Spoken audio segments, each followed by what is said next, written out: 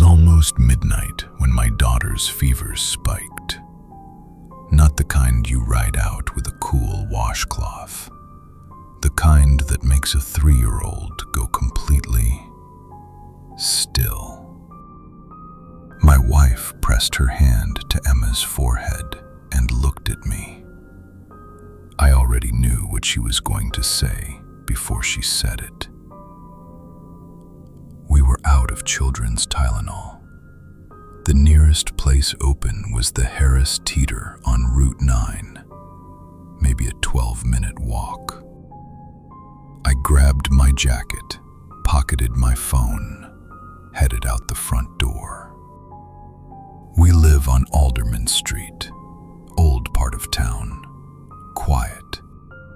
The kind of place where half the roads don't show up right on Google Maps. My usual route was simple. 2 blocks up, left on Cedar, straight out to Route 9. But Cedar was blocked. Orange barricades, yellow tape.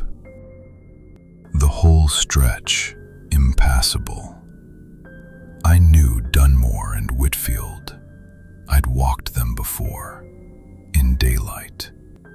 My daughter needed medicine. I didn't overthink it. I walked. Dunmore was fine. Whitfield was fine. But somewhere past the 5th block, lit by one of those old amber streetlights that flickers more than it shines, I made a mistake. There was a gap between 2 houses. Not an alley, a narrow dirt path, wide enough for 1 person, cutting between 2 old wooden fences. It looked like it went through to the next street. In a neighborhood like this, paths like that usually do. I turned in. The amber light faded almost immediately. I turned on my flashlight and kept moving. The dirt under my feet was soft, too soft, like no one had walked it in a long time. And it was cold, noticeably colder than the October air I had just left behind. After maybe 40 feet, the path didn't open up. It narrowed. I stopped. I turned around and looked back. The glow of the street lamp seemed much farther than 40 feet away. Way too far. I told myself it was the dark playing tricks. I kept going. The fences gave way to an open space. Not a street, not a yard. A small clearing, completely enclosed by the backs of old houses. No lights in any of the windows. No sound from inside them. In the center of the clearing was a chair.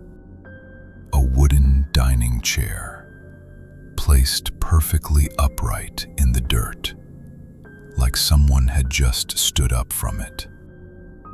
And facing the chair, facing me, was a door.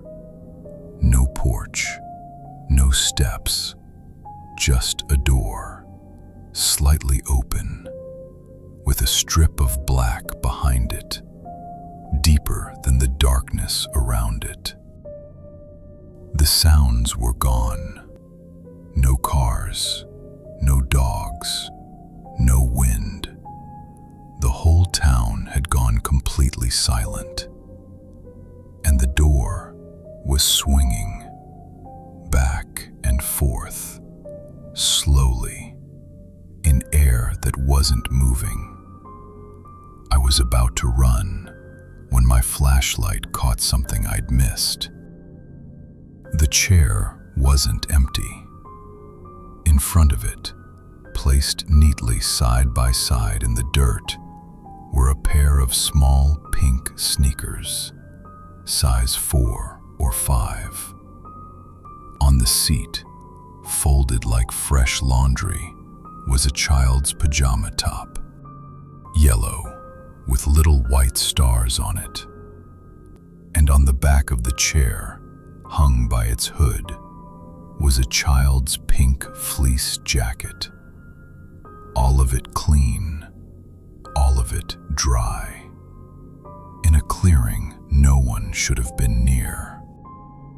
My daughter Emma was wearing yellow star pajamas when I left the house. My body just moved. I turned around and I ran. Back through the path, back under the amber light, back onto Whitfield Street. And I didn't stop until I could see the lights of Route 9. I bought the Tylenol. I walked home the long way. And I did not look down any side streets. Emma's fever broke around 2 in the morning. By noon, she was running around the backyard like nothing had happened. I told myself it was a coincidence. Old neighborhoods are full of strange corners. I believed that for about 16 hours. The next morning, my wife came to the kitchen doorway with this look on her face. Not worried exactly, just confused. "Hey, did you move Emma's pajamas last night? And her sneakers? I can't find them. And her little pink jacket, the fleece one, it's gone too." We searched the house for an hour. We found nothing. I have not told her what I think happened to them. And I have not walked anywhere in this town after dark since.